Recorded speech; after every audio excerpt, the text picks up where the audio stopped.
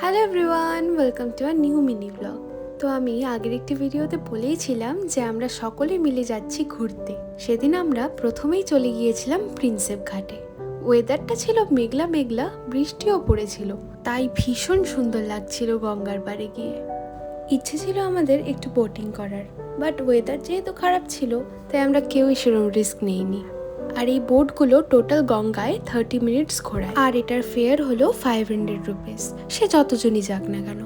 তারপর আমরা একটা লোকাল ট্রেন ধরে প্রিন্সেপঘাট স্টেশন থেকে চলে গেছিলাম বিবাদীবাগ স্টেশনে। আমাদের প্ল্যান তো ছিল বিবাদীবাগ ফেরিঘাট থেকে ফেরি করে হাওড়া অবধি যাব, বাট সেটা আর হলো না, কারণ ওখানে গিয়ে জানতে পারলাম সেদিন নাকি ফেরিটা বন্ধ ছিল। তারপর আর কি, আমরা শেষে কলকাতার সেই আইকনিক হলুদ ট্যাক্সি ধরে সবাই মিলে চলে গেলাম স্প্ল্যানেডের উদ্দেশ্যে। আজ আমরা গেছিলাম টোটাল 4 জন, অর্ণব, অপর্ণাদি, রেহান আর আমি। আর গোটা রাস্তাটাই কিন্তু আমরা প্রচণ্ড মজা করতে করতে গেছিলাম। দেন আমরা চলে গেছিলাম কলকাতায় আমার খুব পছন্দের একটা জায়গা, সেটা হলো নিউ মার্কেট। হাতে বেশি সময় না থাকায় আমরা একটু ঘুরেই ট্রাই করে নিলাম কিছু স্ট্রিট ফুডস, কারণ তখন অনেকটাই খিদে পেয়ে গেছিলো আমাদের সকলের। আর আমাদের তাড়াতাড়ি ফিরতেও হতো, কারণ 10:30টার মধ্যে তো আমাদের পিজির গেটটা বন্ধ হয়ে যায়।